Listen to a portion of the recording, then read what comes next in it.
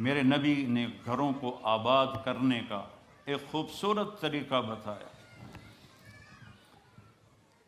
کہ اس زبان پہ قابو کر لو، اس زبان پہ قابو کر لو، خاموش رہنا سیکھ لو۔ غصے کے بیوی کو غصہ چڑھ جائے تو خاوند چپ کر جائے، خاوند کو غصہ چڑھے تو بیوی چپ کر جائے، تو آپ کا گھر خوبصورت رہے گا۔ اگر دونوں ہی آگ لگ گئی اور دونوں ہی بولنا شروع ہو گئے تو آپ بھی گئے، آپ کے بچے بھی گئے۔ اپنی زبان پہ قابو پانا سیکھو۔ ہماری ایک دھوبن تھی ماسی شریفہ، فوت ہو گئی بیچاری، وہ تھی بڑی لڑاکی، چھوٹے قادی آئی تو چنگا شرلی پٹاخہ ہے، تو وہ آئی میری بہن کے پاس، کہتی بی بی میریاں نوواں میرے نال بڑا لڑدیاں، لڑتی آپ تھی، میریاں نوواں میرے نال بڑا لڑدیاں، میں نے کوئی تویز دے کہ ساریاں میریاں نوکر بن جانا۔ اب میری بہن کو تو پتہ تھا کہ ماشاءاللہ آپ سوا سیر ہے، تو میری بہن تویز گنڈے کا ہمارے ملک میں بڑا رواج ہے، تو ایسے الٹی سیدھے لکیریں لگا کے نا تو رول کر کے چھوٹا سا بنا کے نا کہا کہ ماسی جب تیری لڑائی ہونے لگے تو یہ تعویذ تم نے یہاں رکھ لینا اور چک مار لینا ایسے، اور اس کو گرنے نہیں دینا، گر گیا تو وہ تیری خیر کوئی نہیں۔ اور اس نے کیا کیا، اس کو چپ کروانے کا طریقہ، تو تعویذ کی تو بڑی اہمیت ہوتی ہے۔ تو ایک ہفتے کے بعد آ گئی، بی بی تو بڑا چنگا تویز دیتا، ساری لڑائی ختم ہو گئی کیونکہ ماسی شریفہ چپ ہو گئی۔ تو یہ سب ان عورتوں کو بھی تعویذ دیتا ہوں، ماسی شریفہ والا آپ کو بھی دیتا ہوں، ماسی شریفہ والا تعویذ لے لو، آپ کی زندگی بڑی خوشحال ہو جائے گی۔ اللہ کی قسم، جھک جانے میں جو عزت ہے وہ سر اٹھانے میں نہیں ہے، چپ رہنے میں جو سکون ہے وہ جواب دینے میں نہیں ہے۔ آپ خاموش رہنا سیکھو، آپ اپنے بچوں کو عزت دینا سیکھو، اپنے بچوں کو ٹائم دیا کرو۔ یہاں مرد کی بھی جاب ہے، عورت کی بھی جاب ہے، تو بچے نظر انداز ہوتے ہیں، ان کو ٹائم دو۔ میرے نبی نے فرمایا اکرموا اولادکم، اپنی اولاد کو عزت دو، اور آپ نے فرمایا خیرکم خیرکم لأہلہ، سب سے بہترین مسلمان وہ ہے جو بیوی سے اچھا سلوک کرے۔ اور ایک عورت نے پوچھا یا رسول اللہ میرے خامند کا میرے اوپر کیا حق ہے؟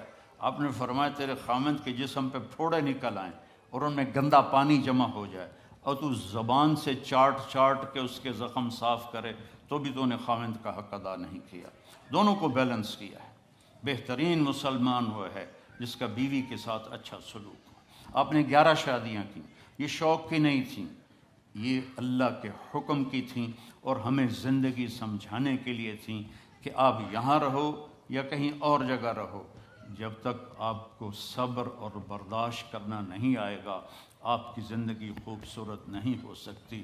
غصے کو پینا سیکھو، غصے کو دبانا سیکھو، غصے کے وقت چپ رہنا سیکھو، تو آپ کی زندگی بڑی خوبصورت ہو جائے گی، بہت حسین ہو جائے گی۔ زندگی اندر ہے، باہر نہیں۔ اب رولز رائس میں چڑھ کے کوئی اچھی زندگی نہیں گزار رہا ہے، لائف تو اندر ہے۔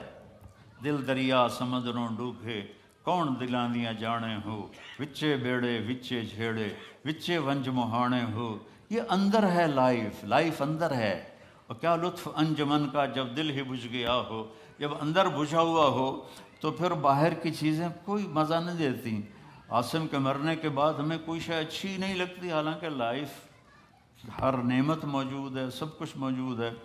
میرے بیٹے کا نام عاصم تھا جو فوت ہوا ابھی جب 36 سال کی عمر میں، تو کوئی شے اچھی نہیں لگتی کہ اندر ویرانی آ گئی۔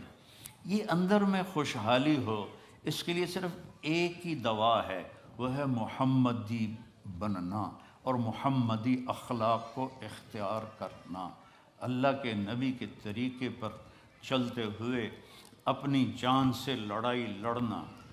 ایک ہمارا دوست تھے، وہ تبلیغ میں گئے تو ان کو داڑھی رکھنے کا شوق ہو گیا، اب بیوی ان کی رکاوٹ بنے کہ داڑھی رکھو گے تو مجھے طلاق دینی ہوگی۔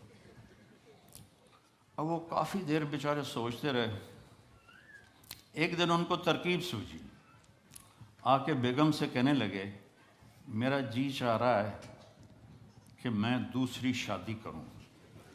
لیکن میں سوچتا ہوں پہلے داڑھی رکھوں یا پہلے شادی کروں.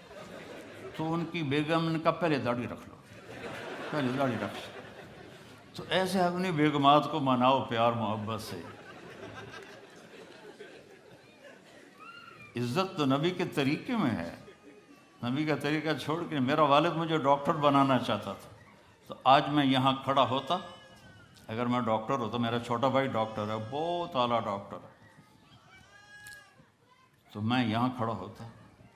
مجھے یہاں میرے نبی کا طریقہ لے کر آیا ہے، میرے نبی کی سنت لے کر آئی ہے، میرے نبی کی زندگی لے کر آئی ہے.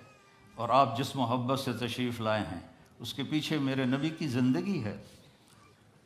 تو اللہ کی قسم عزتوں کا خزانہ ہے میرے نبی کی پاکیزگی.